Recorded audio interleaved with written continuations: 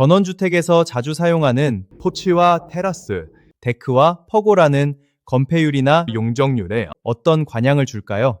결론부터 말하면 이름만으로는 판단할 수 없습니다. 같은 데크나 파고라라고 불러도 지붕이 있는지, 기둥과 벽이 설치됐는지, 건물에 고정됐는지에 따라 면적 산정 결과가 달라질 수 있습니다.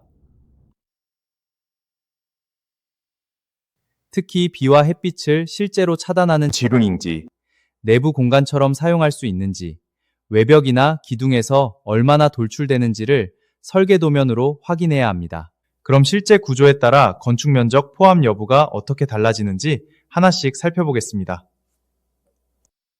먼저 지붕과 벽이 없는 개방형 데크나 테라스는 일반적으로 건축 면적에 미치는 영향이 적습니다.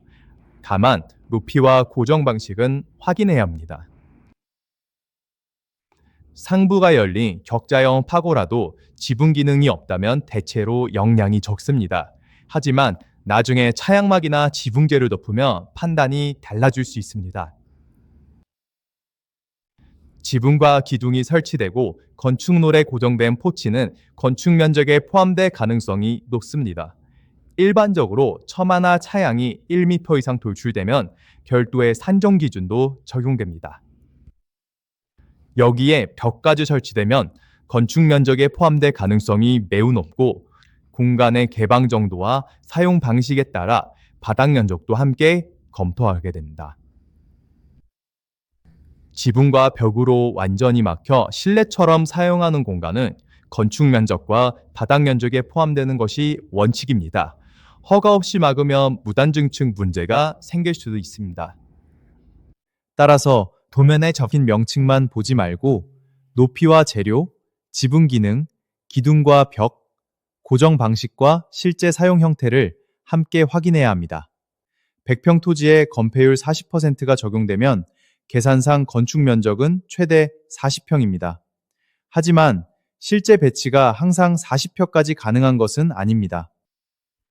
진입도로와 도로 후퇴, 인접 대지와의 거리, 주차와 정화조, 경사와 옹벽, 농지 전용이나 산지 전용 같은 조건이 실제 배치에 영향을 줍니다.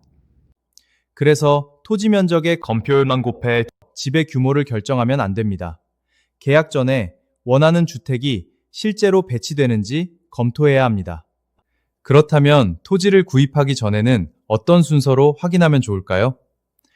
5단계로 정리해 보겠습니다. 첫째, 정확한 지번과 토지의 모양, 경사, 주변 도로와 인접 건축물을 확인합니다.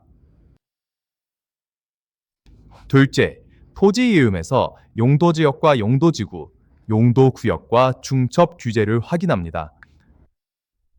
셋째, 해당 지자체 조례에서 실제 건폐율과 용적률, 건축 가능한 용도를 확인합니다.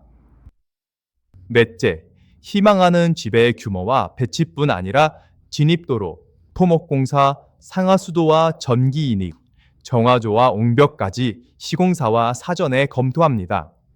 마지막으로 측량과 설계를 진행하고 건축허가나 건축신고 등 필요한 인허가 절차를 밟습니다. 건폐율과 용적률은 단순히 숫자만 계산하는 문제가 아닙니다. 용도지역과 조례, 도로와 경사, 외부 공간의 구조까지 함께 봐야 합니다. 특히 토지를 먼저 계약한 뒤 원하는 집을 지을 수 없다는 사실을 알게 되면 설계 변경과 추가 토무공사로 예산이 커질 수 있습니다. 토지를 알아보실 때는 가격과 주변 경관뿐 아니라 실제 건축 가능 면적과 인허가 조건까지 함께 확인해 보시기 바랍니다. 지금까지 더원하우싱의 준이었습니다. 전원주택 건축과 토지 검토가 궁금하시다면 편하게 문의해 주세요. 감사합니다. 직접 살피고 꼼꼼하게 설계하며 성실하게 짓는 것,